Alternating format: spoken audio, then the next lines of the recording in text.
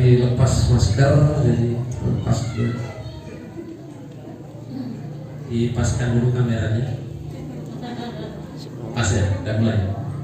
Karena sengaja saya bawa mas saya ini supaya beliau YouTuber.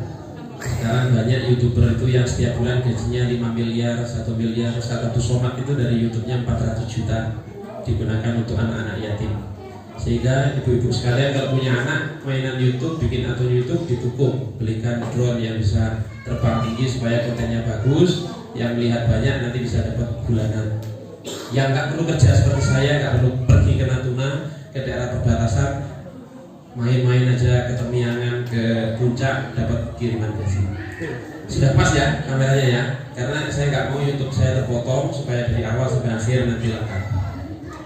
Bismillahirrahmanirrahim. Assalamualaikum warahmatullahi wabarakatuh. Alhamdulillah wassalatu wassalamu ala rasulillah Sayyidina Muhammad ibn Abdillah. Wala hawla wala quwwata illa billah. Ashhadu an la ilaha illallah wahdahu la syarika wa ashhadu anna Muhammadan abduhu wa rasuluhu la nabiyya wa la rasula ba'dah. Allahumma salli wa sallim wa barik wa taraham wa tahannam ala habibika Sayyidina Muhammadin wa ala alihi wa ashabihi ajma'in wa man tabi'ahum bi ihsanin ila yaumiddin, amma ba'd. Yang kami hormati Bapak Camat Waiteno, yang kami hormati aparatur Pekon dan Kelurahan Sekecamatan Waiteno, yang kami hormati tokoh agama, tokoh masyarakat, keamanan, tokoh pemuda, dan yang kami hormati pula guru-guru saya di Madrasah Sanawiyah Al-Ikhlas. Ada Bapak Sudur, ada Pak Zulkifli ini. Alhamdulillah beliau guru-guru saya yang dulu melihat dan mengoreksi kultum saya di Madrasah Sanawiyah Al-Ikhlas Banjarbulan, dan alhamdulillah beliau-beliau hadir di kesempatan kali ini. Kita doakan guru-guru saya dan guru-guru kita semua mendapatkan limpahan barokah kebaikan dari Allah Subhanahu wa taala. Saat ini saya yang dulu jalan kaki Pak Camat dari Kembalu ke Madrasah Sanawiyah Al-Ikhlas Banjarbulan sudah diberikan titipan oleh Allah menjadi pejabat negara di Pengadilan Agama Natuna.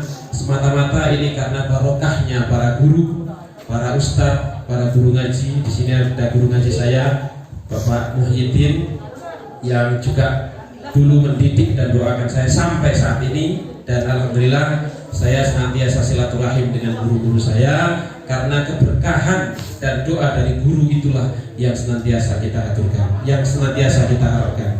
Dan yang kami hormati pula Bapak Ibu undangan, adik-adik, yang mudah-mudahan semuanya diberikan rahmat dan kasih sayang oleh Allah Subhanahu wa taala. Amin amin ya rabbal alamin. Sampai mana tadi? Baru penghormatan ya. Puji dan syukur kehadirat Allah Subhanahu wa taala. Kita semuanya datang dalam keadaan sehat di masjid yang mulia ini. Mudah-mudahan hadirnya kita di sini adalah bagian dari cara kita untuk mendekatkan diri kita kepada Allah, dan bagian daripada cinta kita kepada baginda Rasulullah SAW.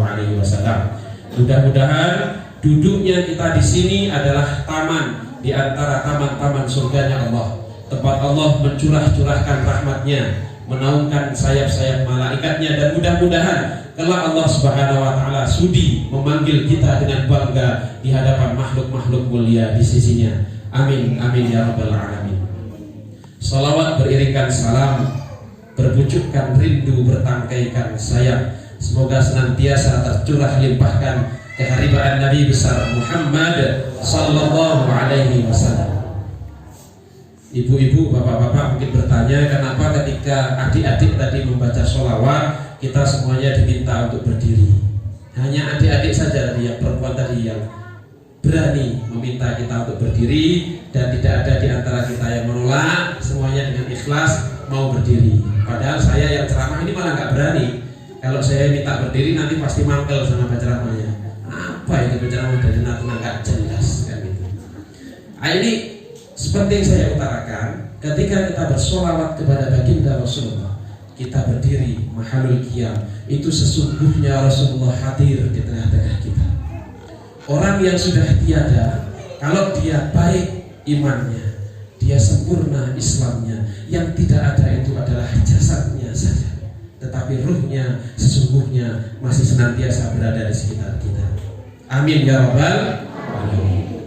Ketiga kalinya Pak Camat, mohon izin, saya memang betul-betul putra asli Lampung Barat.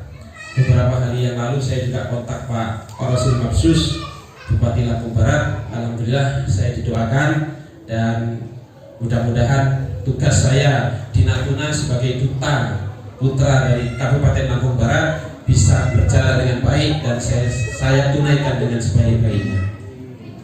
Ayah saya bekerja di loket Simpang Utara Lam. Februari 2019 yang lalu sudah almarhum, tepat ketika saya sedang magang di Pengadilan Agama Kabupaten Malang Kepanjen. Dan seingat saya, dulu saya pernah ikut almarhum ayah kami tercinta Bapak Marsudi Bogel.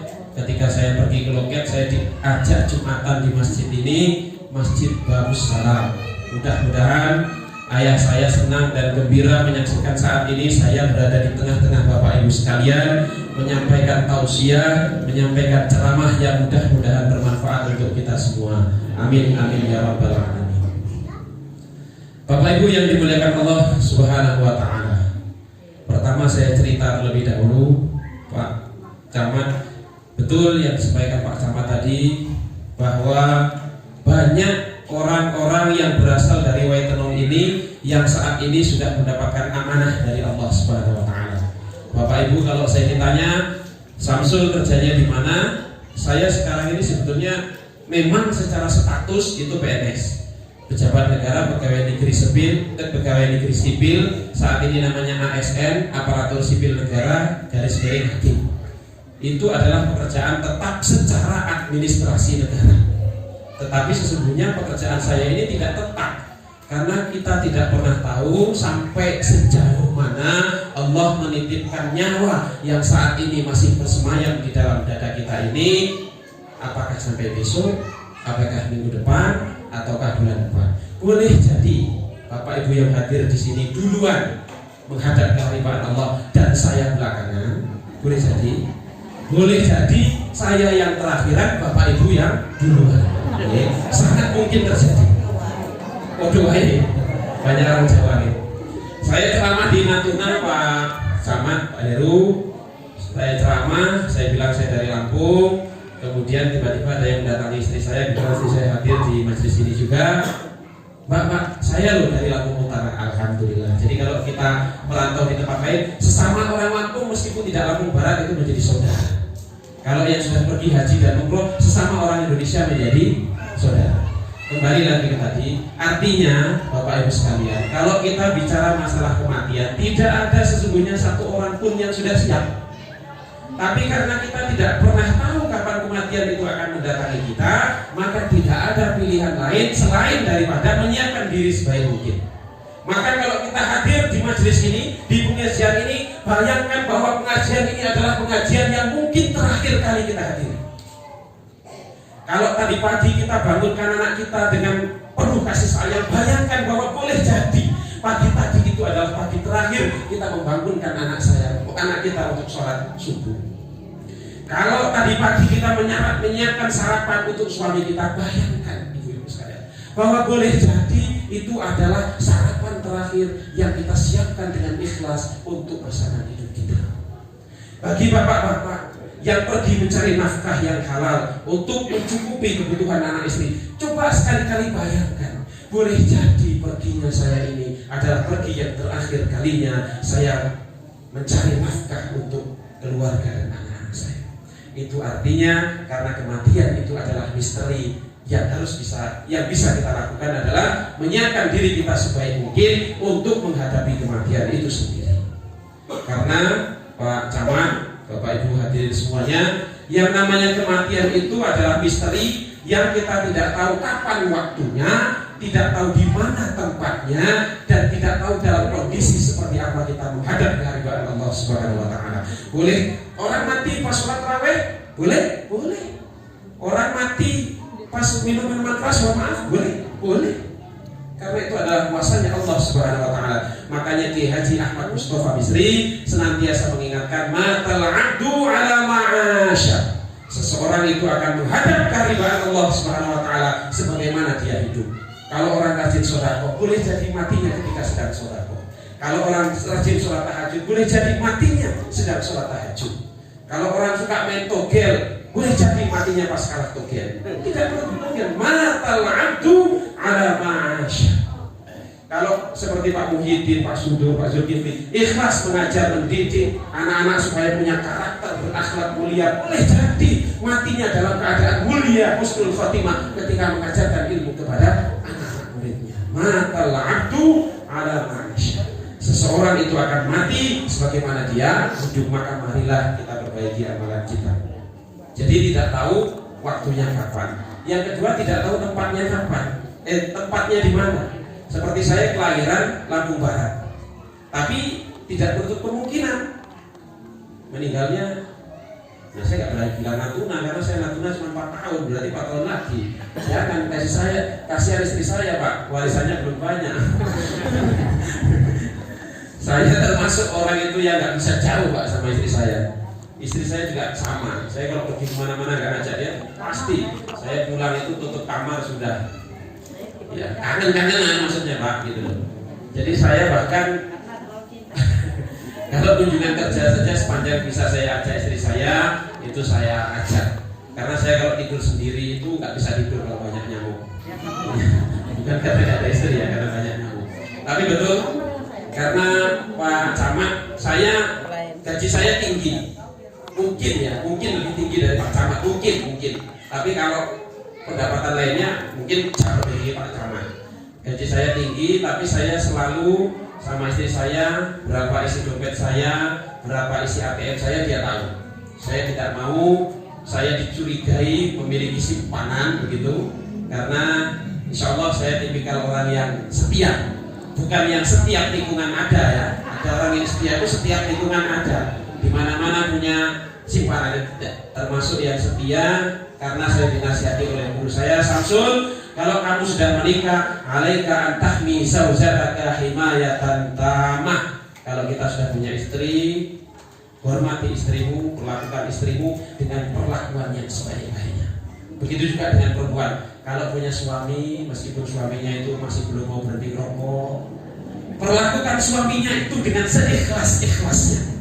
Kalau seorang istri senantiasa memperlakukan suaminya dengan ikhlas, mudah-mudahan kalau dipanggil oleh Allah juga dalam keadaan ikhlas, ridho, rela, tidak ganjel, tidak dendam dan seterusnya.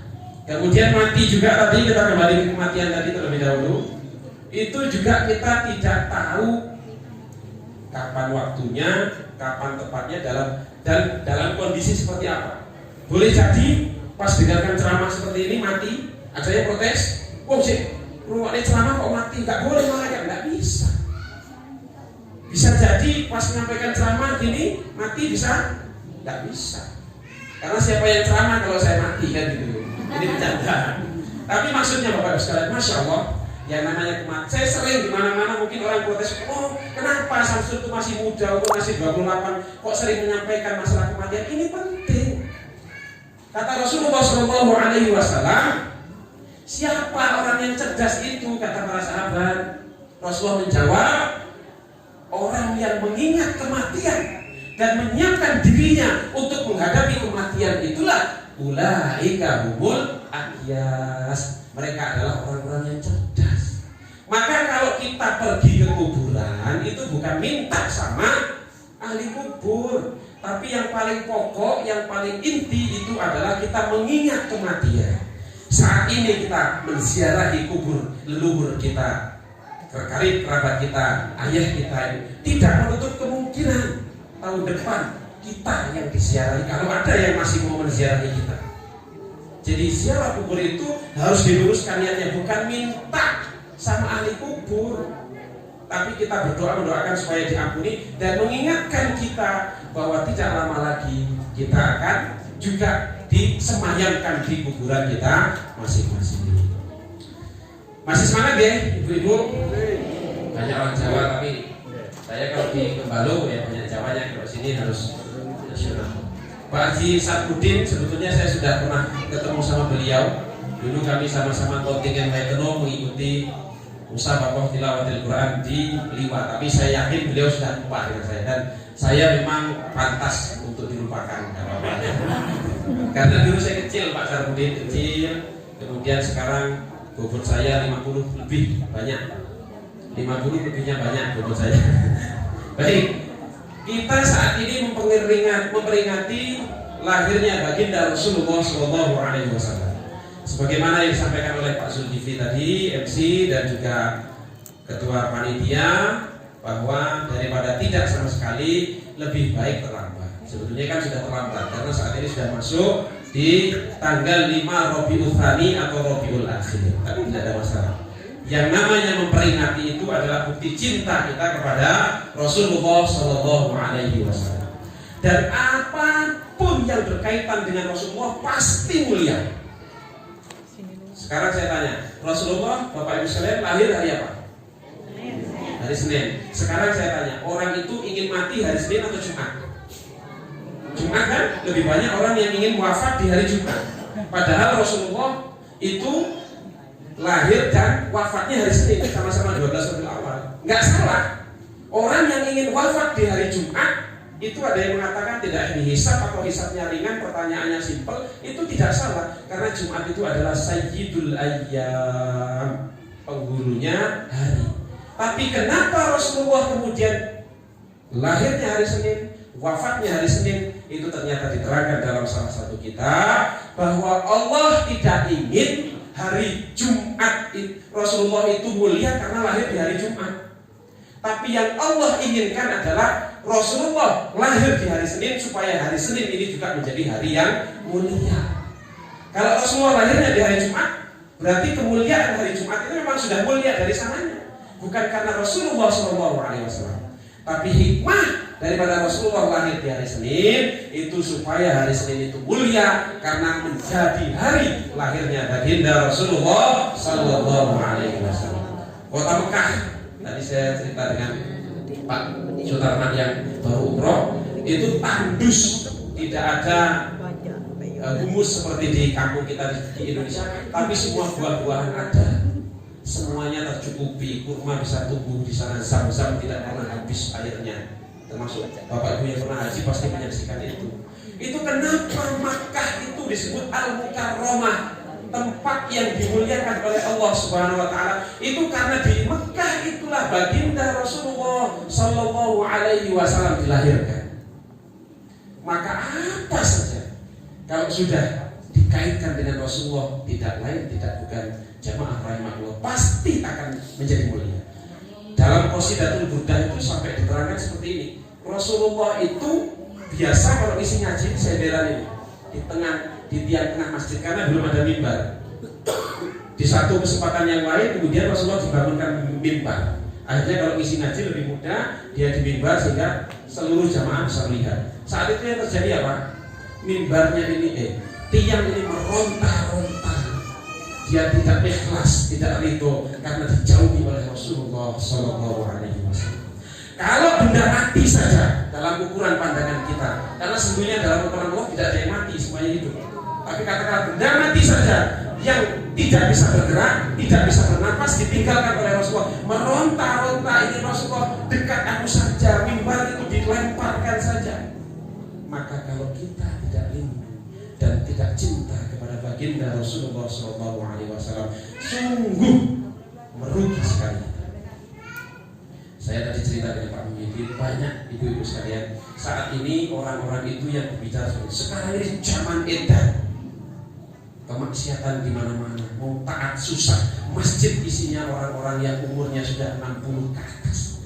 Padahal sabdanya baginda Rasulullah SAW, sab'atun yudhilluhumullahu fi dhillihi yawma la dhilla illa dhilluh. Di hari kiamat nanti ada 7 golongan. Ini kalau saya jelaskan semua tidak selesai sampai nanti sore. Saya jelaskan satu saja. 7 golongan manusia yang di hari akhirat nanti akan mendapatkan naungan dari Allah Subhanahu wa taala pada hari di mana tidak ada satupun naungan kecuali naungan dari Allah Subhanahu wa taala. Salah satu dari 7 golongan itu mudah-mudahan termasuk kita adalah rajulun qalbuhu muta'allaqun bil masajid, yaitu seorang pemuda atau pemudi yang hatinya selalu terpaut, selalu rindu, selalu kangen, selalu cinta dengan masjid-masjidnya Allah Subhanahu wa taala. Maka Pak Sutarman tadi cerita di Mekah Madinah itu indah, damai. Ya itulah keberkahan masjid yang dulu pernah ditempati oleh baginda Rasulullah Sallallahu Alaihi Wasallam. Maka Bapak Ibu sekalian, saya mengajak diri saya sendiri dan kita semua, sepanjang kita bisa sholat di masjid, sepanjang kita bisa sholat di musola. Kalau memang sudah terlambat betul sholat di rumah, usahakan jamaah. Karena keberkahan orang yang menegakkan sholat, yang sholat di awal waktunya, itu adalah keberkahan yang luar biasa. Awwalu ma yuhasabu alaihi al-'abdu yaumal qiyamati sholat. Amalan yang pertama kali dihisab di yaumil qiyamah nanti adalah sholat. Kalau sholatnya bagus, semuanya bagus. Jadi tidak peduli malaikat tuh, kopiku bagus dapat 10 ton, tidak peduli. Apalagi tidak disakati, naudzubillah. Sawahku berton-ton, tidak peduli. Anakku pinter-pinter, jadi perwira, TNI, polisi, hakim, jaksa, tidak peduli. Yang pertama kali dihisab, kita ingat-ingat bersama, awwalu ma yuhasabu alaihi al-'abdu yaumal qiyamati shalah. Yang pertama kali dihisab itu adalah sholatnya. Kalau sholatnya khusyuk, tepat waktu, berusaha untuk memperbaiki sholat, insya Allah amalan yang lain akan diikuti. Tapi kalau sholatnya masih bolong-bolong, masih kadang-kadang lupa, subuh kesiangan, zuhur kerepotan, asar di perjalanan, maghrib kecapean, isya ketiduran, terus kapan sholatnya? Itu sulit. Makanya ibu-ibu sekalian ini, saya kebetulan sama istri saya belum dikaruniai anak, tapi kami sudah banyak belajar tentang bagaimana mengasuh anak yang baik. Ini sebagaimana sarannya Ustaz Adi Hidayat, ibu-ibu, bapak-bapak, kalau anaknya belajar ngaji, jangan suruh ngaji dulu sebelum diajari suratul Fatihah. Ya, pastikan yang mengajari anak kita surat Fatihah itu adalah orang tuanya. Jangan diserahkan ke guru ngaji. Maksudnya apa? Guru ngaji biar ngajari yang lain-lain, kan masih banyak surat-surat yang lain. Tapi kenapa orang tuanya yang harus mengajari suratul Fatihah terlebih dahulu? Karena surat Fatihah itu yang akan dibaca oleh anak kita satu hari minimal 17 kali kalau dia menjalankan sholat secara tertib. Orang yang mengajari bacaan Fatihah, ketika orang yang diajari itu membaca Fatihah, maka akan kebagian pahalanya. Maka ayah saya umurnya tidak panjang, tapi beliau punya pikiran maju. Samsul, cukup ayahmu saja yang sekolahnya tidak selesai, tapi kamu harus sekolah tinggi, bahkan sampai S3 pun bapak siap biayai, siap pulang malam. Karena ayah saya dulu pas rame-ramenya loket itu saya tahu persis jam 7, jam 9 malam itu biasanya baru pulang. Tapi karena beliau tidak pedulikan rasa lelah, beliau tidak mikirkan badannya yang capek, tapi mikirkan masa depan anaknya. Jadi beliau pulang, Samsul, cukup ayahmu saja yang tidak selesai pendidikannya, tapi kamu harus kuliah tinggi, harus sampai S3. Bahkan kata ayah saya, kalau kamu mau sampai sekolah doktor, asal tidak nikah dulu, saya biayai. Tapi ternyata saya memutuskan untuk nikah muda. Saya nikah umur 21 tahun, sehingga saya sekarang usia hampir 28 tahun, sudah menikah 7 tahun. Saya hari Sabtu 23 November 2013 itu wisuda, Bapak Ibu sekalian. Hari Ahadnya 24 November 2013 saya menikah. Jadi hari Sabtunya dapat ijazah, hari Ahadnya dapat ijazah. Nah itu kan, karena saya berani. Dan itu Masya Allah perjuangan panjang untuk meyakinkan ayah dan ibu saya, sampai kemudian saya diizinkan menikah. Ibu saya ada di sini, bisa ditanya, tapi tidak usah, nanti malah teringat yang macam-macam. Tapi saya punya pikiran begini Pak Camat, ayah saya dulu tidak tamat PGA, tidak punya kebun ketika itu, kebun baru-baru punya sekitar 10 tahun yang lalu, tidak punya motor, rumahnya masih welit. Kok bisa-bisanya menikah, punya anak Samsul Zakaria, bisa kuliah selesai S1, dapat beasiswa full, tidak bayar sama sekali di Universitas Islam Indonesia. Saya yang sudah dikuliahkan S1 kok nggak berani nikah? Kan berarti kalah saya sama ayah saya. Maka di sini ada ibu saya, bapak ibu boleh bertanya, sejak saya menikah 1 rupiah pun saya tidak pernah minta sama ibu dan ayah saya. Ini bukan sombong, hanya tahadus bin ni'mah, bahwa orang kalau niatnya benar, kalau menikah itu pasti berkah. dicukupi rezekinya oleh Allah Subhanahu wa taala. Karena prinsip saya, kalau saya kurang, saya minta sama ayah saya yang ketika itu kopinya banyak, 1 juta, sebisa mungkin saya kembalikan. Tapi kalau ibu dan ayah saya yang minjam ke saya, sebisa mungkin saya ikhlaskan, bahkan kalau bisa saya tambah. Karena memang anta wa maluka li'abid. Saya sering menceritakan tentang bagaimana kita taat kepada orang tua, karena ini pokok sekali. Perlu saya sampaikan, karena itulah yang diperjuangkan oleh baginda Rasulullah SAW. Ketika Rasulullah SAW ditanya, ya Rasulullah, kepada siapa saya harus berbuat baik? Apa kata Rasulullah? Ummaka, ibumu. Kepada siapa lagi ya Rasulullah? Ummaka, ibumu. Sampai 3 kali ibumu. Baru yang ketiga ayahmu. Pak Camat, ini bukan berarti maksudnya kalau ayahnya 1 istrinya 3, bukan ya. Nanti dikira berarti kalau ayahnya 1 istrinya 3, karena kan biar tadi ibunya bukan. Ini betapa mulianya seorang wanita, seorang ibu. Maka saya dulu sama ibu saya dimarahi, Pak. Kenapa gak dimarahi? Karena pas kecil itu saya tanya, Samsul, surga ada di mana? Nah, namanya anak kecil kan, ditanya surga ada di mana? Bayangan saya surga itu di langit. Ketika itu ibu saya tidak terima. Kenapa tidak terima? Karena al-jannatu tahta aqdamil ummahat. Surga itu di bawah telapak kaki ibu. Saya dimarahi, saya ini saja. Tapi saya nggak marah. Tapi sampai sekarang tak cari-cari di bawah kaki ibu saya, belum ketemu surganya. Ini adalah biasa. Kalau seorang anak tatim, ngurus ibu, ikhlas, surga sudah. Maka rugi kata Rasulullah SAW. Seorang anak yang mendapati orang tuanya di usia tua tidak menjadikan sebab dia masuk surga, rugi. Saya ngelus dada di kota-kota banyak anak orang tuanya sudah tua dititipkan di panti jompo, keberkahan hilang. Ngurusi orang tuanya, wis wong tua saya sudah cah cilik, dia marah, keberkahan hilang. Itu sudah Quran yang bicara. Orang itu semakin tua akan kembali seperti anak. Jadi nggak usah disesali, nggak usah dimarah, yang sabar. Rasulullah itu ketika berdakwah bertahun-tahun, bahkan puluhan tahun tidak diterima, tidak marah. Bahkan kita tahu kan, ketika Rasulullah pergi ke Taif, dilempari oleh penduduk Taif sampai salah satu giginya itu tanggal, putus. Kata malaikat Jibril, ya Rasulullah, kalau engkau mau akan aku timpakan Jabal Uhud yang luar biasa berat itu kepada penduduk Taif. Bayangkan, kalau misalnya Gunung Temiangan itu timpakan jamaah yang ada di masjid itu mau jadi apa? Tidak terbayang. Ketika itu penduduk Taif itu yang hanya segelintir itu mau ditimpakan Jabal Uhud, Gunung Uhud itu di penduduk Taif. Tapi Rasulullah itu adalah pribadi yang penyabar, pribadi yang memikirkan nasib umatnya dengan pemikiran yang luar biasa. Maka apa kata Rasulullah? Ya Jibril, jangan. Mereka itu kaumku. Kalau kau azab berarti mereka mati dalam keadaan sangit, bukan syahid. Maka kata Rasulullah, seandainya saat ini mereka belum menerima dakwah saya, mudah-mudahan tahun depan terbuka hatinya, menerima hidayah, insya Allah kemudian mau menerima dakwah yang saya bawa.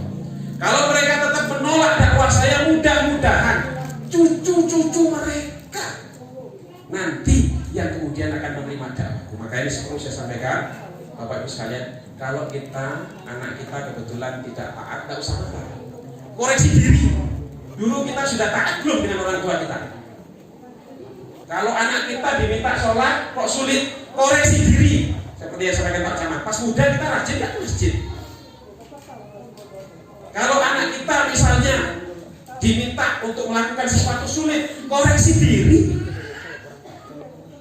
Dulu kita itu mudah menawarkan bantuan ke orang tua kita, apa sebenarnya? Birru abaakum tabirrukum abnaukum. Berbuat baiklah kalian kepada orang tuamu, maka anak-anakmu yang nanti akan berbuat baik kepada kalian. Maka saya bilang sama istri saya, kadang-kadang dia mau beli perhiasan, kadang-kadang mau beli yang lain-lain, saya kalahkan. Saya kirimi untuk ibu saya, tapi nanti tetap saya cukupi. Tapi saya didik, saya tanamkan dia. Saya manggil dia kan Dinda, namanya Alif Mairani SPDI, Sarjana Pendidikan Agama, Sarjana Pendidikan Islam. Saya bilang ke istri saya, kalau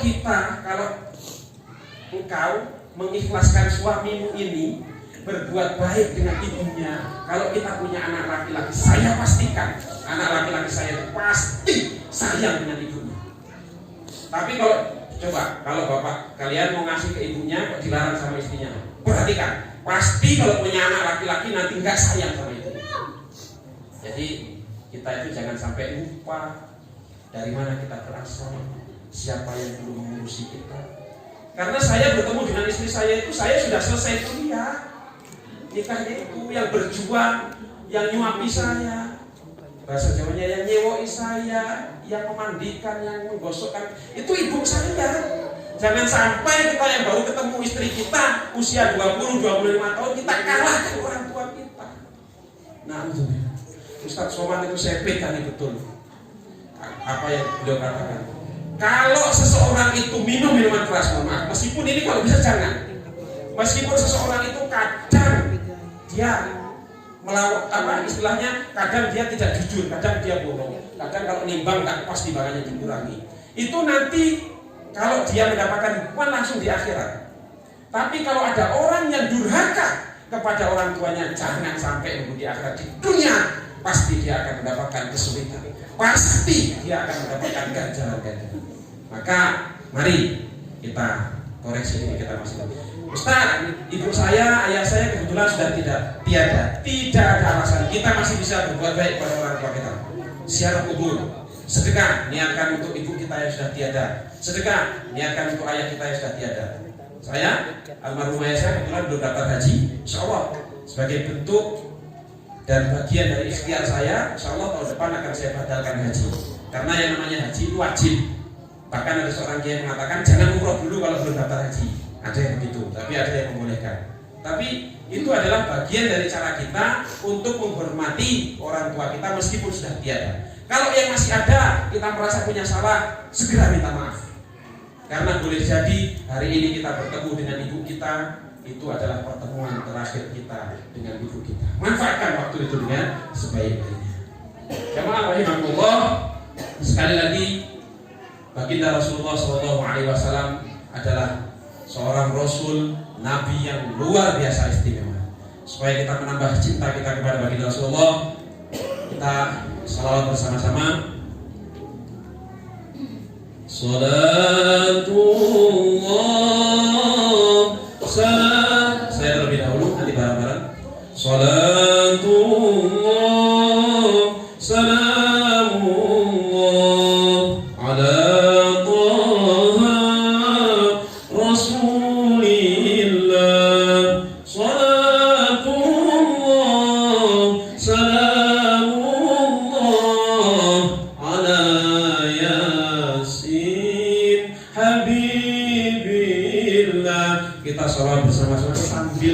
bayangkan Rasulullah hadir di tengah-tengah kita, sambil kita bayangkan kelak Rasulullah memanggil kita, fulan fulana, engkau umatku, engkau mendapatkan syafaatku. Sambil kita bayangkan betapa cintanya kita kepada Rasulullah, sambil kita bayangkan kita yang selama ini lari dari Rasulullah, kita mulai mendekat, merangkak menuju baginda Rasulullah Sallallahu Alaihi Wasallam. Salatullah salam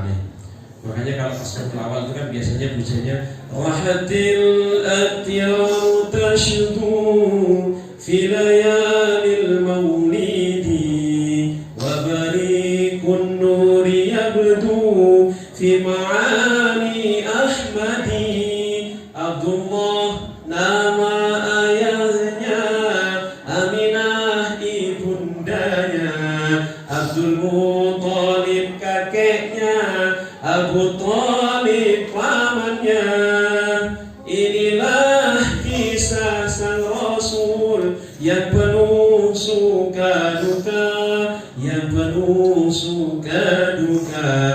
kita kenal dengan keluarga, dengan zuriat Rasulullah SAW, itu juga bagian daripada cinta kita kepada Nabi besar Muhammad SAW. Maka ibu-ibu sama sekalian, kita boleh tidak setuju dengan apa yang dilakukan oleh Habib Rizik Syihab.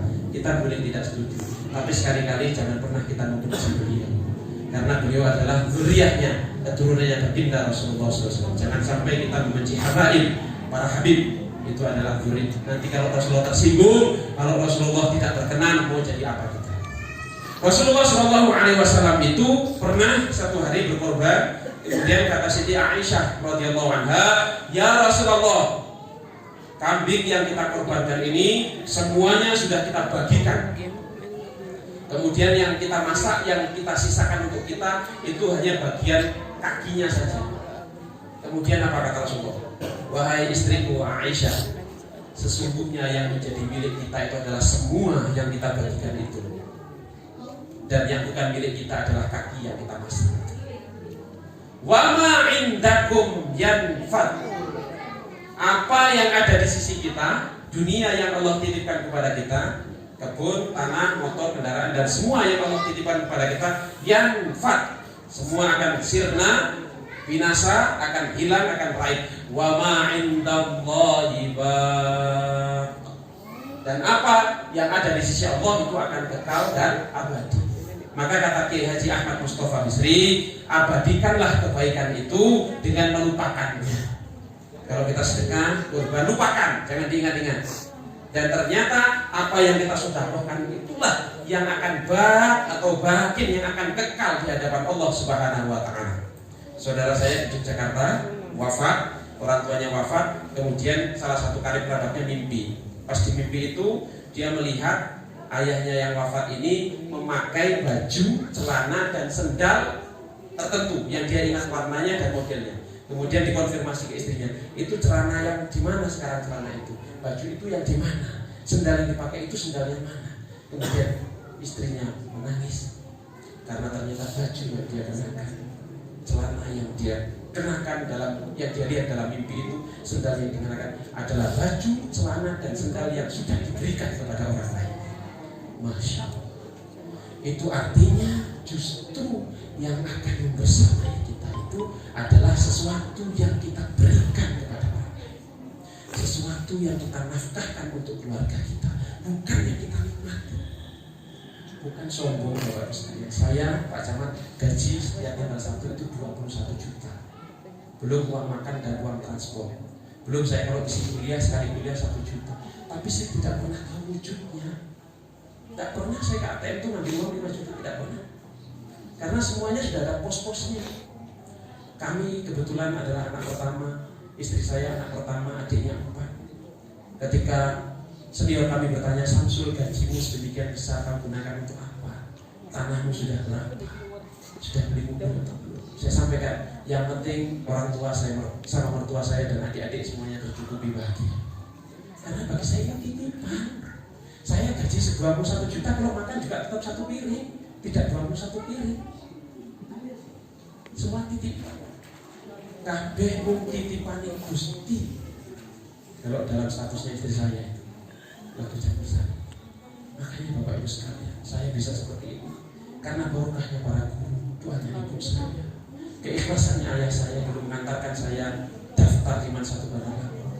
Keikhlasan ibu saya supaya saya merantau ke Universitas Islam Indonesia Yogyakarta, dan saat ini saya merantau di Natuna, sebuah kota yang orang itu membayangkan Natuna itu ngeri, katanya konflik. Dulu ada 258 WNI dari Wuhan yang ditransitkan di Natuna, sehingga mereka transit Februari 2020. Saya April 2020 datang ke sana, dan mereka masih takut. Masyarakat Natuna itu takut karena jangan-jangan orang yang datang ini bawa virus corona. Meskipun ada yang bilang itu konspirasi, benar atau tidaknya wallahu alam, tapi mereka takut. Dan saya masuk ke Natuna, bismillah, alhamdulillah saya ketemu saudara baru, diterima sebagai warga Natuna, dan alhamdulillah saya juga sudah menyampaikan khutbah di Masjid Agung Natuna. Dan yang saya sampaikan ketika itu khutbahnya juga tentang birrul walidain, Di mana-mana selalu saya sampaikan, mengingatkan diri saya sendiri yang masih belum baik untuk orang tua saya dan mertua saya, sekaligus mudah-mudahan mengingatkan jemaah pada umumnya. Setelah saya sampaikan khutbah, ada teman tenis saya yang kebetulan dari jamaahnya Bapak Ibu sekalian. Dia cerita, Pak Samsul, kemarin yang khutbah di Masjid Agung Natuna ya? Iya, khutbahnya bagus, lantang, tegas. Karena banyak Bapak Ibu sekalian, ya saya maklum, kadang-kadang banyak itu orang itu kalau khutbah kan baca teks, terus jamaahnya ngantuk. Oke, ya bapak-bapak ya, kadang-kadang khutbah kita ngantuk karena baca teks tidak tegas bacanya. Tapi maklum nggak masalah, kalau saya malah bawa teks nggak bisa. Jadi ada orang sholat Jumat, kemudian setelah dia sampai karena khutbahnya pelan, dia tidur. Tiba-tiba dibangunkan sama temannya, ayo sholat. Dia langsung komentar, ini masjid model apa? Sholat Jumat kok nggak ada khutbahnya? Nggak ada khutbahnya gimana? Kamu tidur sampai akhir? Ya dia merasa nggak ada khutbahnya. Ini kadang-kadang kalau sholat Jumat itu jangan niat tidur Pak ya. Teman-teman saya dulu gitu, kalau insomnia sulit tidur itu sholat Jumat nanti kamu jangan ya. Khotib harus tetap didengarkan, tapi khotib juga harus berusaha untuk menyampaikan dengan lantang dan tegas. Kembali lagi ke cerita saya tadi, Samsul yang menyampaikan ini ya, Pak Samsul yang menyampaikan khutbahnya, iya saya bilang bagus. Terus gimana Pak? Apa yang menarik saya bilang? Selesai Pak Samsul menyampaikan khutbah tentang pentingnya berbuat baik kepada kedua orang tua, saya langsung ingat ibu saya. Sudah beberapa minggu tidak saya telepon. Pulang Jumatan saya langsung telepon ibu saya. Ibunya kaget Pak, karena dia jarang telepon ibunya. Ada apa ini kok kamu tiba-tiba telepon? Kamu sehat-sehat kan? Nah, dia langsung ingat ibunya. Terus apa kata dia? Ayam sehat. Karena dia ingat saya, kalau bisa saya sama ibu saya itu hampir tiap hari komunikasi. Karena nggak boleh lepas dari doa ibu. Kemudian kata Pak Indra, namanya ketua cabang BNI, dia tanya sama ibu, di rumah itu ada alat-alat yang rusak nggak? Nah, terus gimana? Ya kalau rusak langsung saya transfer sekarang, ibu langsung beli. Ini berarti ceramah saya itu kan masuk kan, gitu kira-kira bisa diterima karena itu anta wa malu kali abid. Jadi kalau saya nginap di ibu saya, kemudian saya makan, itu saya harus izin karena itu milik ibu saya. Tapi kalau ibu saya nanti datang ke Natuna, kemudian apapun yang ada di rumah saya itu boleh dibawa, dinikmati, tidak perlu izin sama saya. Karena anta wa malu kali abid, dirimu dan apa-apa yang ada padamu itu sesungguhnya milik orang tuamu. Nah, kira-kira begitu ya. Jadi kita jangan terbalik-balik. Kalau saya orang anak datang ke orang tua cuma bawa pembuahan itu yang gambarnya enggak berubah itu, pulang tuh bawa beras 1 kintal, kopi 1/2 kintal, nah itu merampok orang tua. Perampok zaman now, perampok milenial. Lebih harus kasih lebih ke orang tua. Tapi kalau orang tua maksa, seperti saya paksa bawa kopi, ya tetap saya bawa. Tapi jangan sampai kita bawa sedikit, terus sekarang lihat kembang mahal, ini bagus ini mah, tak jual nanti 10 juta. Ya namanya orang tua, nggak mungkin nggak dikasih. Kan ini perampok ini, anak model perampok ini.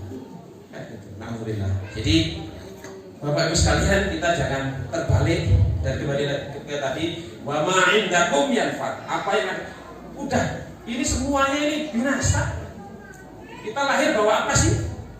Nggak bawa apa-apa. Dibantu orang lain.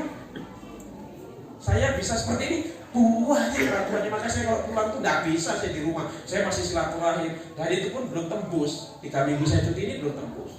Sampai Suwoh, sampai Tegalio, sampai Sukadana, Bandar Lampung, Gunung Sugih, Kota Bumi. Karena saya merasa ini titipan. Soal kamu bisa seperti itu karena orang tuamu, gurumu, saudara-saudaramu, karib kerabatmu, sahabat. Kamu tuh titipan. Kalau Allah kasih sakit sehari saja kamu sudah tidak bisa apa-apa. Ini titipan. Maka kalau titipan, kita jangan marah kalau diambil sama Allah. Dan karena itu titipan, gunakan waktu kesehatan yang kita miliki sebaik-baiknya untuk mendekatkan diri kita kepada Allah Subhanahu wa Ta'ala. Dan semuanya akan binasa. Wa ma 'indallahi baq. Tapi apa yang kita nafkahkan, yang kita berikan itu akan kekal di hadapan Allah. Kalau saya nggak bisa sedekah kopi apa? Ya mungkin kita masak bubur, kasih tetangga kita. Kalau kita nggak bisa sedekah bubur, misalnya kita pas masak ayam, dibanyakin kuahnya, berikan kuahnya. Ya opo, kuahnya sama dagingnya. Itu kan wasiatnya Rasulullah kepada Abu Zar. Ya Abu Zar, idza tobah tamarokotan ya Abazar, kalau kamu masak sop betul Bu, fa'akfir ma'aha, akeh-akeh banyakin kuahnya, buat ta'ahad jirona, dan bagikan ke tetangga. Itu maksudnya Rasulullah itu kan tidak mau memberatkan umatnya. Ya Rasulullah tahu kita itu bisa ngasih daging yang banyak, tapi maksud Rasulullah kalau nggak mampu banyakin kuahnya, sehingga kuahnya 2 mangkok, cuman ceker 1 itu pantas gitu loh. Jangan kuahnya tok. Ya kalau bisa ceker kepala, bentuk paha dan 1 layar full ya. Gitu. Tapi maksud Rasulullah tidak mau memberatkan. Jadi kalau kita punya sesuatu itu bagikan. Itu yang indallahi bakin. Yang di sisi Allah yang kita berikan itu akan kekal. Tapi yang kita makan ya bisa jadi kekal karena untuk bekal ibadah, tapi bisa jadi tidak kekal karena hanya mikirkan diri sendiri. Maka saya punya dosen Dr. Muhammad Roy Muratema, itu gajinya juga 0 kalau gajian habis. Tapi kata beliau Pak, sekarang punya yayasan, anaknya mau hafid Quran, sudah didaftarkan haji semua. Bila kalau punya uang begitu, sebar, pergi semuanya, cari kawanmu balik lagi ke saya. Nah, gitu. Jadi orang yang sedekah itu tidak akan kekurangan. Uang, Bapak Ibu sekalian ya, kalau tidak kita keluarkan dengan jalan yang halal, dia akan keluar dengan jalannya sendiri. Ingat kata-kata saya. Uang, kalau tidak kita keluarkan sebagaimana mestinya, dia akan mencari celah dan jalannya sendiri untuk keluar. Kita kok berat mau ngasih kotak amal 10.000, 20.000, kok berat? Nah dia akan keluar dengan caranya sendiri. Entah hilang, entah dapat uang palsu, entah sakit flu, entah demam, lebih dari 50.000 malah tombok kan? Makanya as-sodaqoh tadfa'ul bala. Sodaqoh itu menolak bala. Ya, jadi dengan banyak sodaqoh. Tapi kalau tidak bisa, nggak punya harta ya bantu. Ada tetangganya yang kerepotan kita bantu. Kalau ketemu orang itu jangan sulit untuk senyum. Tabassumuka fi wajhi akhika laka sodaqoh. Senyummu di hadapan saudaramu itu sodaqoh. Ini bahasa Arab ketawa-ketawa. Ini karena mempraktekkan senyum, inilah sodaqoh. Ya, kalau senyum sodaqoh, kalau ketawa asal tidak terbahak-bahak, mungkin bisa setara dengan zakat kan gitu.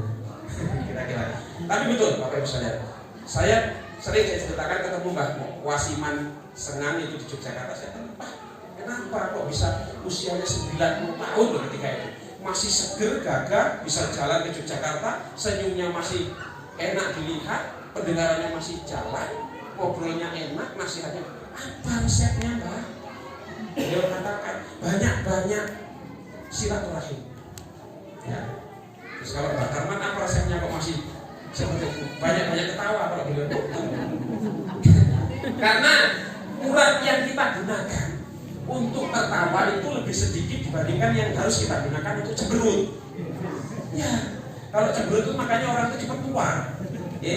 Tapi kalau betul awet muda, kita baca buku dengan senyum, dengan cemberut itu lebih enak baca buku pas senyum. Jadi orang kalau baca bukunya sambil cemberut, gak masuk-masuk itu ilmunya. Tapi kalau sambil digigit di apa, seolah-olah gigit pena di gigi, ini agak senyum, itu kan cepat masuk. Dan kita itu ya, sekarang ini kan banyak ya, dengan adanya BPJS ini kan repot. Orang-orang itu kadang-kadang malah, aku sampai puskesmas cek kesehatan, itu normal, tapi ini masalah dikasih obat 10, wah malah 20 deh ini. BPJS itu kalau kita dapat niati bantu orang, jangan niati supaya kita sakit. Ya, kita balik ya Pak ya, Pak Camat ya. Jadi kalau kita iuran BPJS itu niati bantu orang, jangan niati sakit. Waduh rugi aku minum BPJS setahun belas orang. Ya itu yang harus disyukuri. BPJS itu kita bayar niati bantu orang yang memang tidak mampu, lebih tidak mampu dari kita, meskipun kita sendiri tidak mampu. Jangan niati sakit, malah banyak-banyakan obat, nggak baik kalau banyak obat.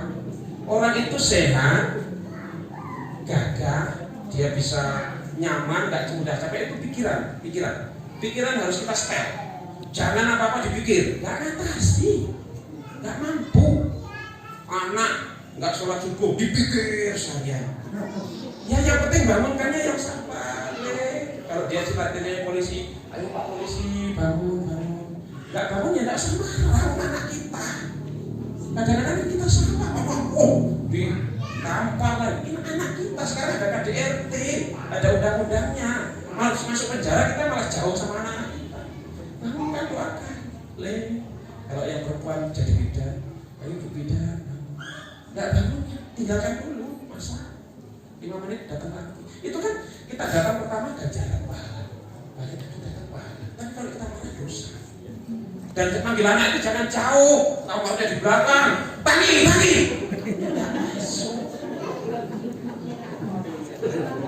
Ayo, yang masih banyak kayak gini insya besok langsung coba. Ya, tangi orang kali kamu misalnya. Bumi jadi anaknya sokok, padahal anaknya diri. Sabar, ya. Anak dibangunkan hari ini sholat subuh karena orang tuanya ikhlas, sabar, disempurnakan pahalanya. Enggak bangun hari ini, minggu depan mungkin dia bangun. Enggak bangun juga minggu depan, mungkin tahun depan dia. Enggak bangun juga ya dia mati. Enggak bangun. Nah, maksudnya enggak bangun tahun depan pun mudah-mudahan nanti kalau sudah dewasa dia dapat berkahnya orang tua yang sabar kan ya. Terus menjadi orang tua yang sabar. Coba sekarang saya tanya, kenapa sih orang itu kalau marah kok harus keras? Orang aja. Kenapa? Padahal dekat kok harus keras? Karena yang dekat cuma jaraknya, hatinya jauh. Makanya sama anak itu hatinya harus dekat, sabar. Tak apa-apa. Jangan anak itu apa-apa nggak boleh. Mau panas-panasan, wireng boleh. Ya memang sudah hitam biarkan saja. Latihan panas. Ada hujan, mau main hujan-hujanan, ojo, mau masuk angin. Ya biarkan anak-anak itu ya hujan-hujanan. Di Arab itu kalau hujan jangankan anak-anak, kakek-kakek paling tua sekalipun hujan-hujanan. Kita harus bersyukur di Indonesia ini tiap tahun ada curah hujan. Jadi kalau ada anak itu biarkan saja. Kalau bisa ajak teman-teman sekampung ini hujan, itu berkah. Jangan didoakan jauh dan jangan hujan-hujan nanti masuk angin mati-mati. Itu kalau nanti habis hujan-hujanan kemudian balik ke rumah masuk angin, bukan karena hujannya tapi karena doa orang tuanya. Ya, jadi anak sekali lagi ini jangan apa-apa nggak boleh mainan tanah kotor. Kita nggak kelasnya mainan tanah. Kita kelasnya nanti kalau liburan tak ajak ke mall, mainan di mall. Itu baik, tapi nggak bener. Anak yang biasa mainan tanah itu ketahanan tubuhnya kalau sudah dewasa lebih kuat dibandingkan anak yang masa kecilnya tidak pernah mainan tanah. Ya, jadi kalau anaknya besok pulang sekolah kok bersih, marah, mana? Kok nggak kotor? Kamu nggak mainan tanah ya? Kamu nggak kuat tadi? Ya bukan seperti itu ya maksudnya. Ya. Tapi harus kita berikan keleluasan ke anak kita.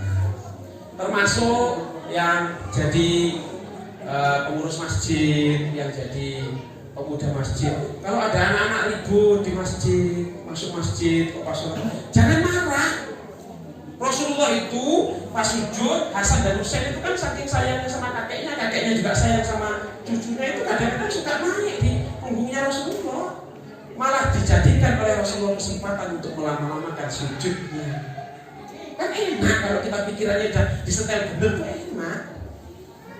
Tapi kok misalnya kita sholat ada anak marah, ada anak rame, itu malah justru kita nguji kita khusyuk atau enggak kan? Karena anak-anak seperti ini ya ribut misalnya, saya marah, itu nanti dia takut pergi ke masjid ya. Jadi kalau ada Bapak Ibu sekalian, ini pembelajaran bagi saya juga, kalau ada anak biarkan, karena 5-10 tahun mereka yang akan menjadi imam, 5-10 tahun mereka yang akan jadi muadzin, 5-15 tahun mereka yang akan khutbah. Kayak saya ini termasuk generasi yang dulu dibiarkan untuk ramai di masjid, di mushola, jadi senang masjid. Tapi kalau apa-apa nggak boleh, itu bukan, Rasul tidak mencontohkan seperti itu. Jadi sekali lagi sama anak yang sayang, anak cita-citanya apa, kalau bangunkan digelek-gelek, doakan.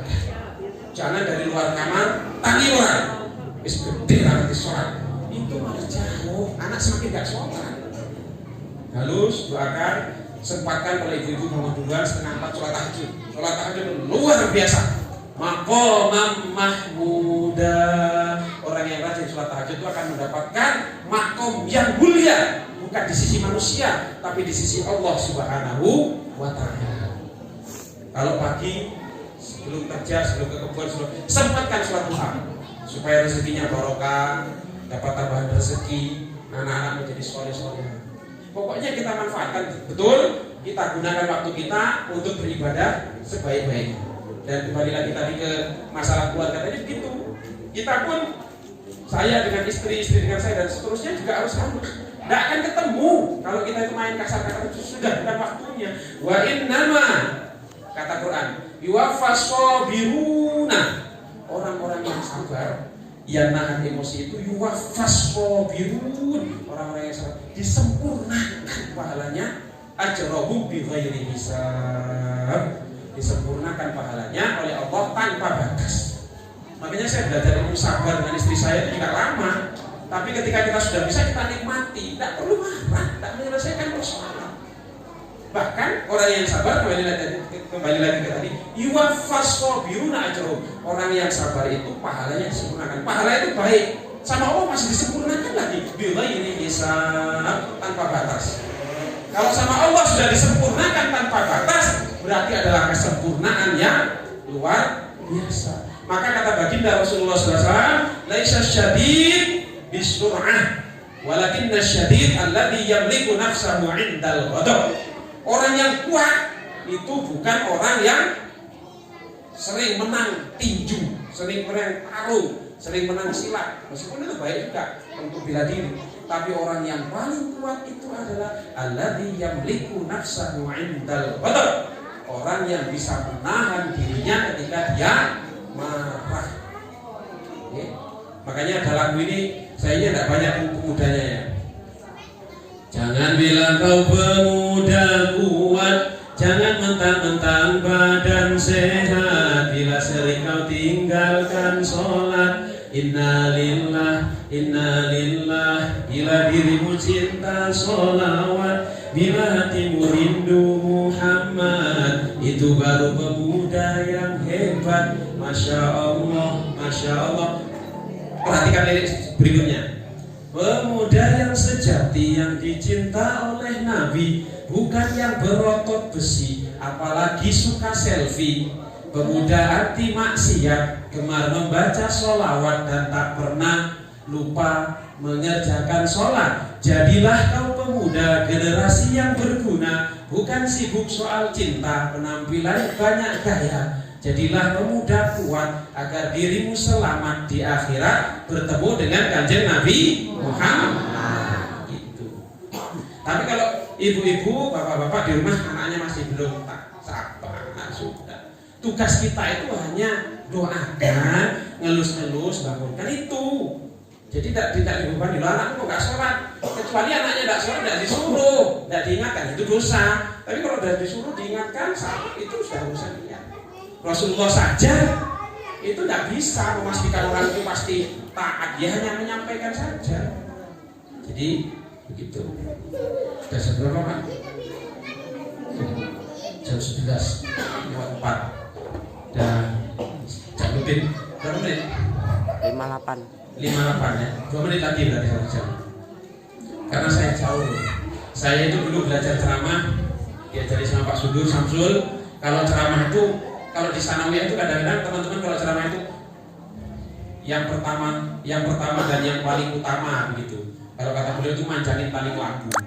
Jadi maksudnya jangan bertele-tele kalau ceramah. Saya dulu belajar ceramah itu pernah ceramah di Tegajul itu dikasih honor 15.000. Itu sudah senangnya, Masya Allah, tak kasihkan ibu saya. Nah kalau di sini berapa Pak Zul honornya?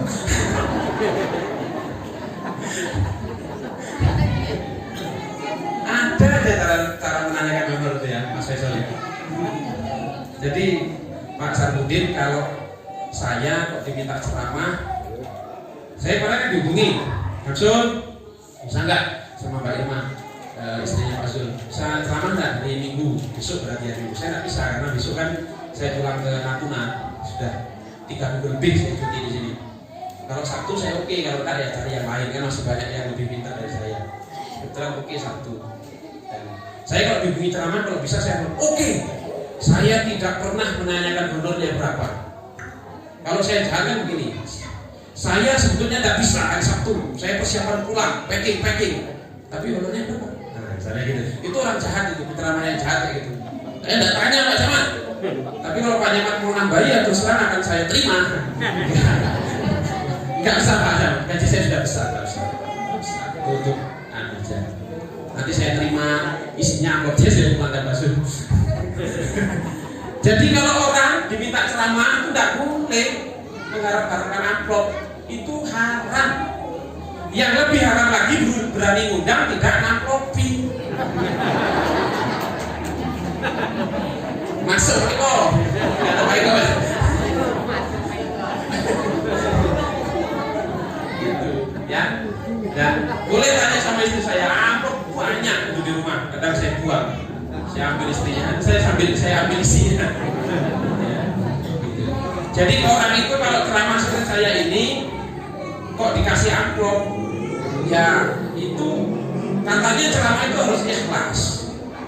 Kok mengharapkan amplop? Ya semakin tebal amplopnya saya semakin ikhlas. Nanti tinggal berani nambah enggak, ini sudah 1 jam. Biasanya saya ceramah Pak Camat setengah jam. Tapi karena besok mau pulang menantunya dan Masya Allah saya ini kampung saya sendiri, jadi masjid-masjid kecamatan Pak Camat, saya dulu mewakili kontingen Waitunung juga untuk lomba fahmil Quran bersama Pak Sarpudin di Liwa. Saya Masya Allah senang sekali diundang di sini, berada bersama ibu-ibu, bapak-bapak sekalian. Mudah-mudahan ini adalah keberkahan bagi kita semua. Dan insya Allah kemanapun saya pergi, saya kemarin sudah ngecek Pengadilan Agama Krui Liwa. Jadi di Liwa itu kan lucu, lokasinya di Liwa tapi namanya Pengadilan Agama Krui. Saya bilang sama ibu saya, ibu kalau saya sekarang jangan diharapkan pulang kampung dulu.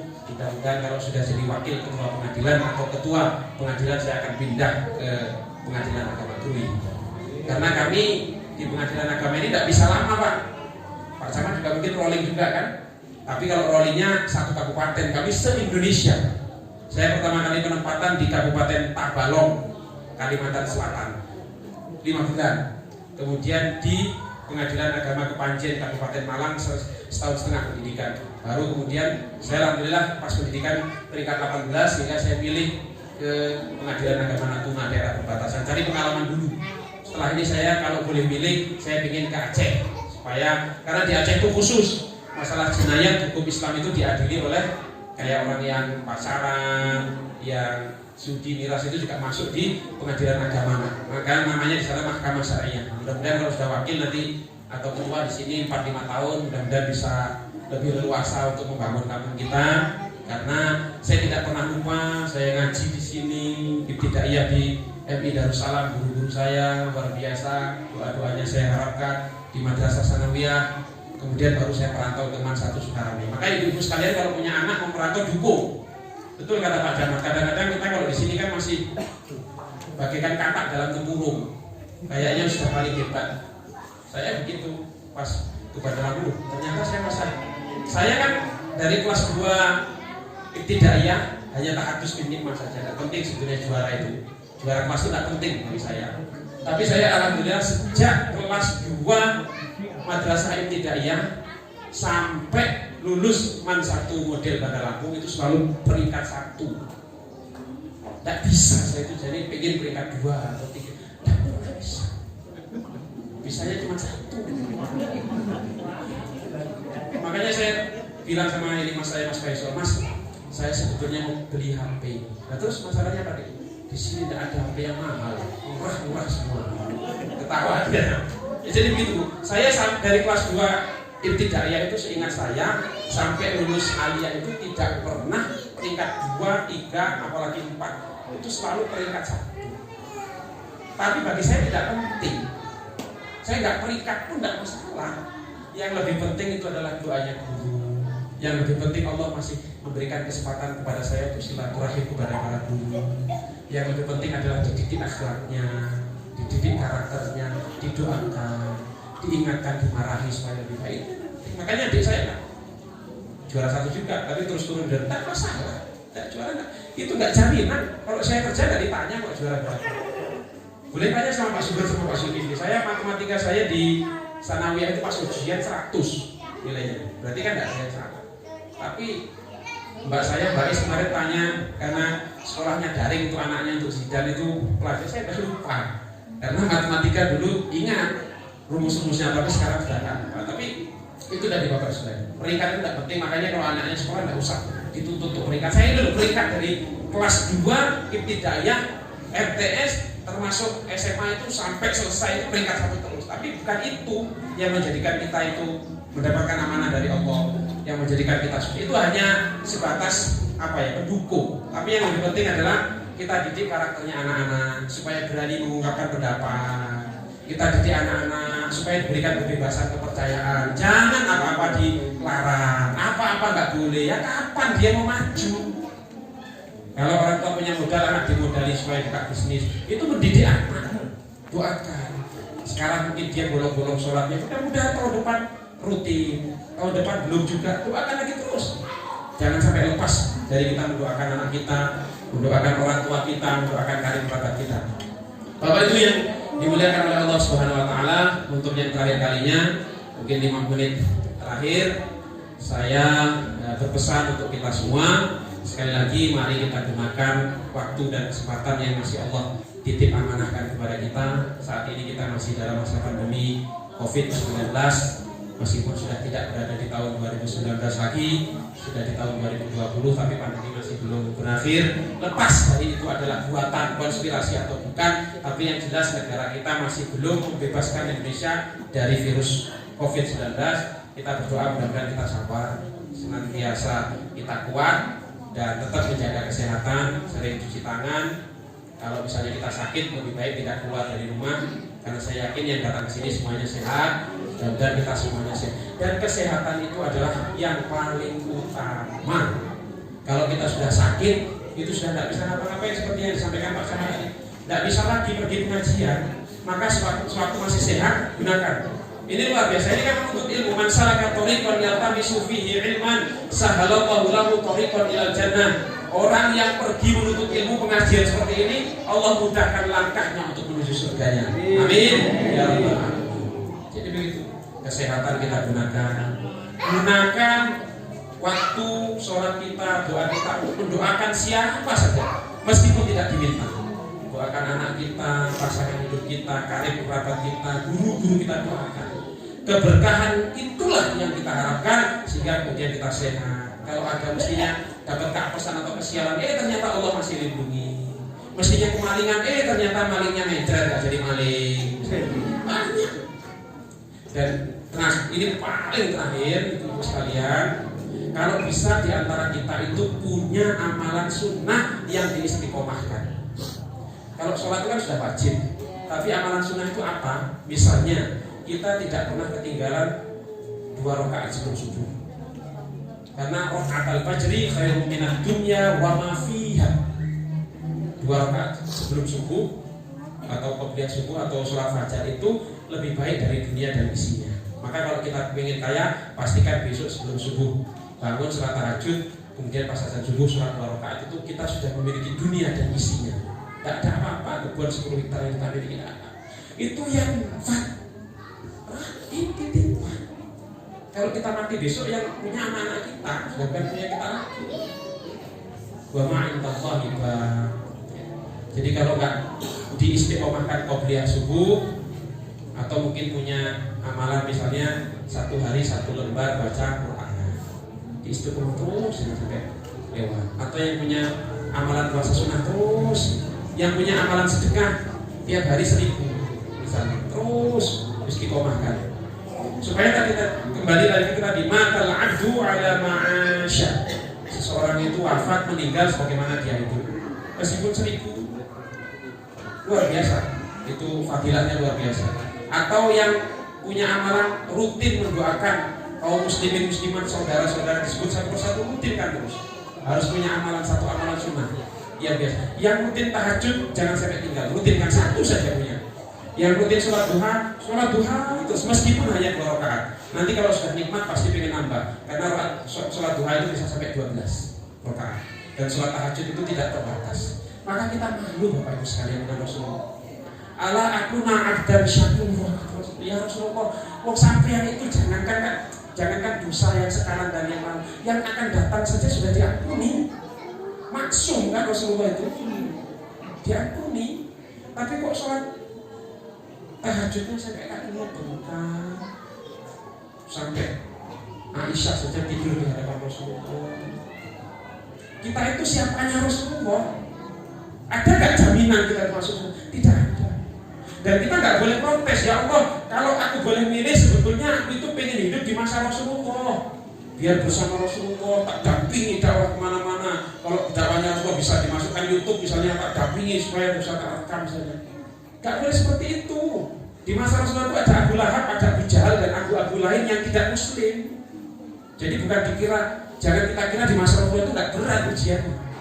Memang banyak sahabat-sahabat yang taat, yang mubasysyirina bil jannah, yang dijanjikan masuk surga. Tapi banyak juga yang ingkar. Zamannya Abu Bakar ada Musailamah al-Kadzdzab.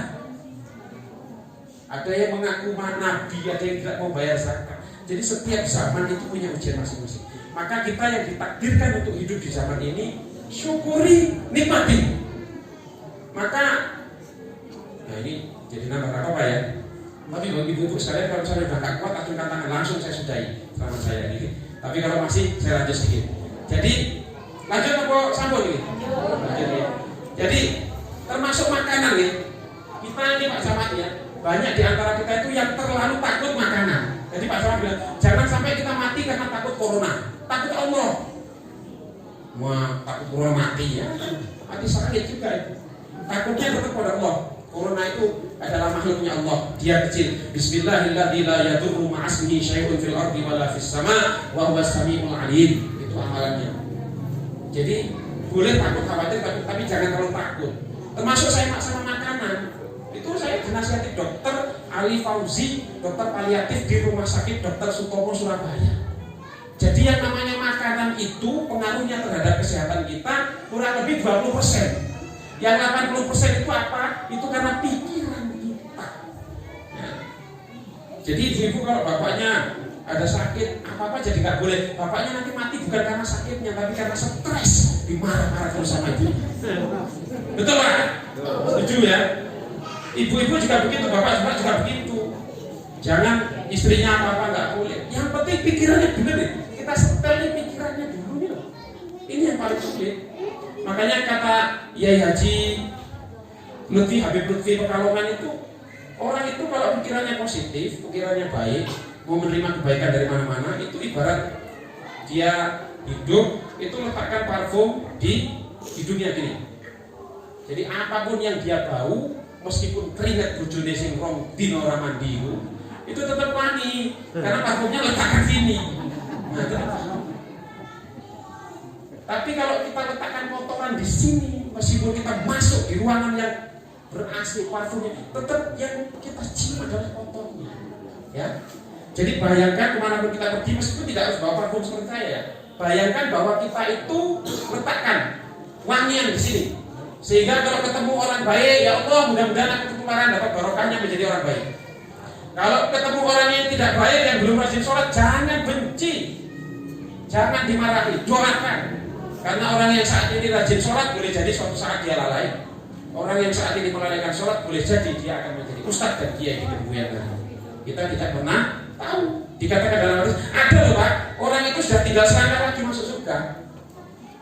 La yazalu qadama 'abdin dan seterusnya itu, tapi kemudian dia masuk neraka karena di akhir hayatnya dia melakukan amalan ahli neraka yang akhirnya kebaikannya itu menjadi terhapus dan dia masuk neraka. Sebaliknya, ada orang yang satu langkah lagi sudah ancik-ancik neraka kalau kata orang Jawa, tapi kemudian dia menjadi ahli surga karena di akhir hayatnya dia melakukan amalan ahli surga, kemudian Allah terima, ampuni seluruh dosanya, dia masukkan ke surga. Kita yang sudah baik tak boleh sombong, tak boleh benci dengan orang yang kita doakan. Yang betulnya kita kurang baik, belum baik, sholatnya masih bolong, nggak usah khawatir, tetap kita minta sama Allah. Apa yang membuat saya berat melakukan sholat? Apa yang membuat saya berat bersedekah? Kita perbaiki, kemudian kita insafi, insya Allah kita akan menjadi orang baik. Demikian yang dapat kami sampaikan. Pasti banyak kurang dan lebihnya saya karena kebetulan keturunan dari orang Jawa Timur Banyuwangi, mungkin ngomongnya cepat-cepat, saya mohon maaf sekali. Saya Nyuwun sewu, mohon maaf tidak sedang menasihati siapa-siapa, kecuali saya sedang menasihati diri saya sendiri, karena telinga saya ini lebih dekat dengan mic yang saya pegang ini dibanding telinga Bapak Ibu sekalian, sehingga sesungguhnya yang pertama kali saya nasihati adalah diri saya sendiri. Karena Bapak Ibu sekalian mendengar apa yang saya sampaikan mudah-mudahan mendapatkan barokahnya. Kalau ada yang tidak dengar, saya mohon maaf. Karena inilah perintahnya baginda Rasulullah dan Allah Subhanahu wa taala untuk menyampaikan kebaikan meskipun pahit. Saya yakin yang saya sampaikan ini menyinggung banyak orang, saya yakin. Tapi saya mohon maafkan saya supaya tidak menjadi ganjalan bagi saya, dan mudah-mudahan dengan yang saya sampaikan ini keberkahannya membuka pikiran kita untuk lebih baik lagi. Dan misalnya Bapak Ibu sekalian sudah sering dengar apa yang saya sampaikan, jadikan itu sebagai sebuah motivasi bagi kita. Kita sudah sering dengar tapi belum melakukan. Mudah-mudahan saat ini kita dengar lagi, Allah mudahkan bagi kita untuk melakukan apa yang sudah kita ketahui. Dan saya doakan mudah-mudahan kita semuanya sehat, anak-anak kita semuanya soleh-solehah, kita sabar, sabar. Jangan aja. Kata Rasulullah sallallahu alaihi wasallam apa? Jadi iyyakum wal ghadab. Sekali-kali jangan marah. Itu wajar, jangan sabar. Yuwaffas-sabirun ajrahum bighairi hisab. Orang sabar akan disempurnakan pahalanya tanpa batas. Dan kalau kita sabar semuanya menjadi enak, kerja menjadi ringan, anak-anak yang masih berat untuk kita didik tetap ringan. Jadikan ladang pahala. Malah kalau anak kita itu, keluarga kita semuanya baik, semua kan nggak ada peluang bagi kita untuk dakwah, untuk mengingatkan. Semuanya baik.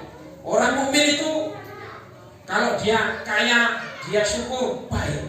Kalau dia nggak kaya, dia sabar, baik. Dapat kebaikan, dia syukur, baik. Dapat musibah, dia sabar, baik. Tidak baik. Tergantung kita setel. Pikiran kita ini kita setel.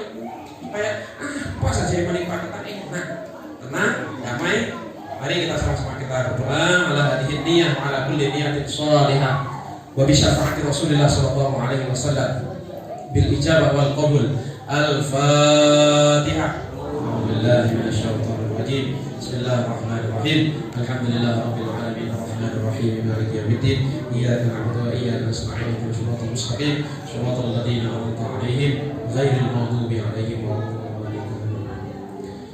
Bapak Ibu, seperti yang saya sampaikan di awal tadi, Bapak, boleh jadi ini adalah kesempatan terakhir kita menginjakkan kaki kita di Masjid Babus Salam. Bab artinya pintu, salam artinya keselamatan. Berarti masjid ini didoakan oleh pendirinya dulu supaya menjadi pintu keselamatan yang menghantarkan kita kepada surganya Allah Subhanahu wa taala. Sekali lagi boleh jadi ini adalah kesempatan terakhir. Mari kita tundukkan kepala kita, saya pandu, kita memohon kepada Allah Subhanahu wa taala untuk berkah, manfaat serta kebaikan untuk diri kita, keluarga kita dan masyarakat kita, wabil khusus dan umumnya Indonesia dan seluruh umat muslim yang ada di dunia ini. Bismillahirrahmanirrahim. Allahumma shalli ala sayyidina Muhammadin sayyidil awwalin wal akhirin wa sallim wa radiyallahu tabaraka wa ta'ala an kulli sahabati rasulillahi ajma'in. Alhamdulillahi rabbil alamin, hamdan syakirin, hamdan na'imin, hamdan yuwafi ni'amahu wa yukafi'u mazidah. Rabbana hab lana min azwajina wa dhurriyyatina qurrata a'yun waj'alna lil muttaqina imama. Allahumma ya Ghani ya Hamid wa ya Mubdi ya Mu'id wa ya Rahim ya Wadud, aghnina bihalalika an haramik waqfina bi fadlika amman siwak. Ya Allah, kami yang berkumpul di masjidmu ini ya Allah, di rumahmu ini ya Allah, kami semuanya adalah hamba yang dhaif, hamba yang lemah. Kami memohon kepadamu ya Allah kekuatan ya Allah. Ihdinas siratal mustaqim ya Allah. Tunjukkanlah kepada kami jalan yang lurus ya Allah. Tunjukkanlah senantiasa kepada kami jalan yang lurus ya Allah, jalan yang menghantarkan kepada keridhaan-Mu ya Allah. Kami paham, kami sadar, kami memahami bahwa kalau Engkau sudah ridho ya Allah, apa yang menjadi penghalang bagi kami. Tidak ada ya Allah. Ridhoi kami ya Allah. Jadikan seluruh perjalanan hidup kami adalah perjalanan cinta menuju keharibaanmu ya Allah. Jadikanlah kehidupan kami adalah kehidupan yang penuh dengan kecintaan kepada baginda Rasulullah SAW. Ya Allah ya Tuhan kami tahu, kami sadar, kami memahami dan kami dengar bahwa Rasulullah SAW itu adalah kekasih-Mu ya Allah, dan kami tahu siapa saja yang mencintai kekasih-Mu akan menjadi kekasih-Mu ya Allah. Izinkanlah kami ya Allah, selangkah demi selangkah, sedetik demi sedetik, hari demi hari adalah langkah hari dan detik menuju baginda Rasulullah SAW. Jangan jauhkan kami ya Allah dari baginda Rasulullah SAW. Kami yakin, kami percaya bahwa baginda Rasulullah hadir di tengah-tengah kami ya Allah. Jadikanlah kami golongan orang-orang yang mendapatkan rahmat-Mu, yang mendapatkan syafaat Nabi-Mu baginda Rasulullah SAW. Rabbana zalamna anfusana wa illam taghfir lana wa tarhamna lanakunanna minal khasirin. La ilaha illa anta subhanaka inna kunna minadh dhalimin. Ya Allah ya Tuhan kami, semua kami adalah orang yang pernah salah, yang pernah zalim, tanpa ampunan, tanpa maghfirah-Mu ya Allah. Apa jadinya kami ini ya Allah. Ampunilah kami ya Allah. Jadikanlah kami orang-orang yang senantiasa bertobat, mengharap keridhaan-Mu, senantiasa beristighfar, meminta ampun, wirid, zikir, sholawat kepada Nabi-Mu ya Allah ya Rahman ya Rahim. Allahumma nawwir qulubana bi nuri hidayatika kama nafartal arda bi nuri syamsika wa qamarika abadan abada bi rahmatika ya arhamar rahimin. Ya Allah, terangilah hati-hati kami ya Allah, sehingga menjadi hati yang terbaik, hati yang tenang, hati yang damai. Apapun yang kami hadapi, bisa kami hadapi dengan hati yang lapang, hati yang sabar, hati yang bersih, sehingga apapun yang terjadi tidak membuat kami emosi, tidak membuat kami marah ya Allah ya Rahman ya Rahim. Rabbana la tu'akhidna in nasina aw akhtana, Rabbana wa la tahmil 'alaina isran kama hamaltahu 'ala alladhina min qablina, Rabbana wa la tuhammilna ma la taqata lana bih, wa'fu 'anna waghfir lana warhamna anta maulana fansurna 'alal qawmil kafirin. Ya Allah ya Tuhan kami, semua di antara kami pasti pernah bersalah ya Allah. Ampuni kami ya Allah. Jadikanlah sisa usia kami ini adalah usia yang penuh berkah, usia yang senantiasa dekat dengan kebaikan, usia yang senantiasa dekat kepadamu ya Allah. Kami tahu, kami dengar, kami sadar setiap khotib menyampaikan khutbahnya di hari Jumat ya Allah selalu dipesankan kepada kami ya Allah, wala tamutunna illa wa antum muslimun ya Allah. Kami semuanya sadar, kami paham, kami tidak boleh mati kecuali mati dalam keadaan Islam yang terpatri kokoh, iman yang tertancap di dalam diri dan dada kami ya Allah. Jadikanlah Islam kami adalah Islam yang sempurna, yang bisa kami jaga, kami rawat ya Allah. Matikanlah kami semua ya Allah dalam keadaan husnul khotimah ya Allah biha ya Allah biha ya Allah biha bi husnil khotimah. Rabbana atina fid dunya hasanah wa fil akhirati hasanah wa qina adzabannar. Subhana rabbika rabbil izzati amma yasifun wa salamun alal mursalin walhamdulillahi rabbil alamin. Hadaنا الله وإياكم أجمعين والله الموفق إلى أقوام الطريق واهدنا صراطك المستقيم والسلام عليكم ورحمة الله وبركاته. Demikian tadi